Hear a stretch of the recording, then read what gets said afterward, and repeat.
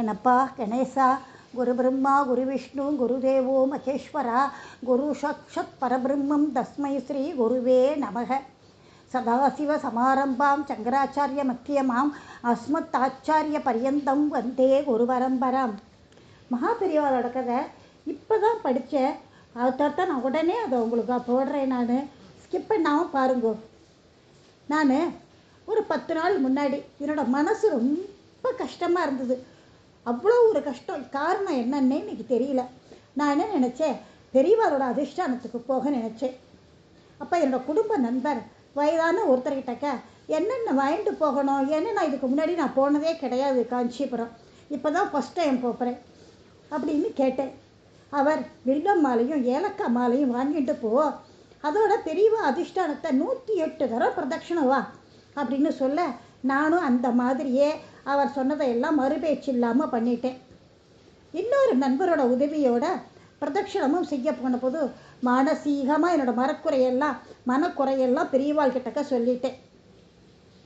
இது முடிஞ்சு என் சொந்த ஊருக்கு போயிட்டு அங்கிருந்து மறுபடியும் என்னோட வயதான அந்த குடும்ப நண்பரை போய் பார்த்து வந்த விஷயங்கள் எல்லாம் சொன்னேன். இவர் இந்த மாதிரியெல்லாம் ஆச்சுன்னு சொல்லிட்டுன்னு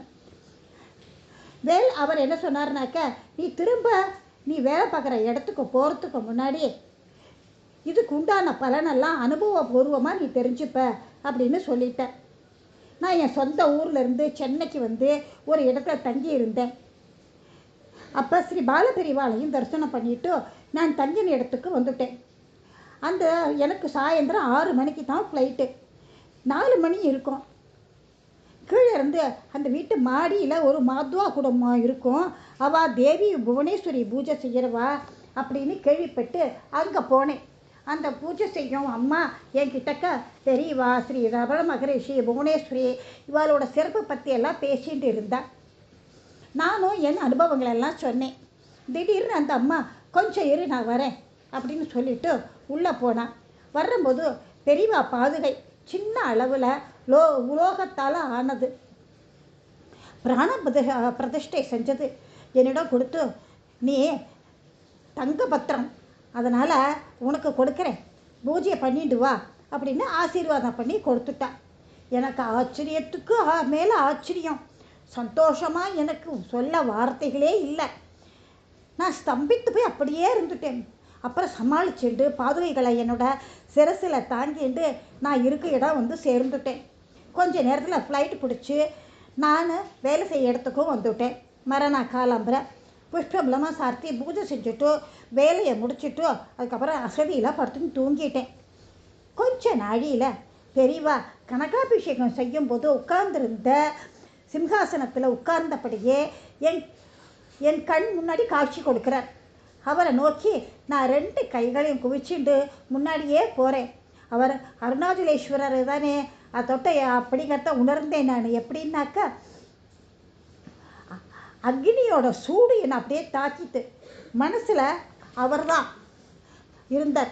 4 தடவை சாஷ்டாங்கமாக நமஸ்காரம் பண்ணினேன். அவர் என்னை பார்த்து, நீ அங்கே வந்து என்கிட்ட பிரார்த்தனை செஞ்சு பற்றியா, நிச்சயமாக நோக்கு நடக்கும், நான் உன்னை பார்த்துக்கிறேன் அப்படின்னு சொல்லிட்டேன். பகவானே என் பாக்கியம் என்ன, உடனே எனக்கு முழிப்பு வந்துருத்து. இதெல்லாம் முடிச்சதுக்கப்புறம் எனக்கு முழிப்பு வந்துருத்து. இதில் 2 அம்சங்கள் என்னன்னாக்க, என் வயது முதிர்ந்த குடும்ப நண்பர் நீ ஊருக்கு போயிட்டு வர்றதுக்குள்ள உனக்கு இதோட பலன் தெரியும் அப்படின்னு சொல்ல எனக்கு பாதுகை கிடைத்த பாக்கியம். அடுத்தது, நான் அவர் முன் வைத்த என் கோரிக்கை ஊர் திரும்பிய உடனே நான் ஏற்றுக்கொண்டதா ஸ்ரீ பெரியவா எனக்கு அபேகசத்தோட காட்சி கொடுத்தது.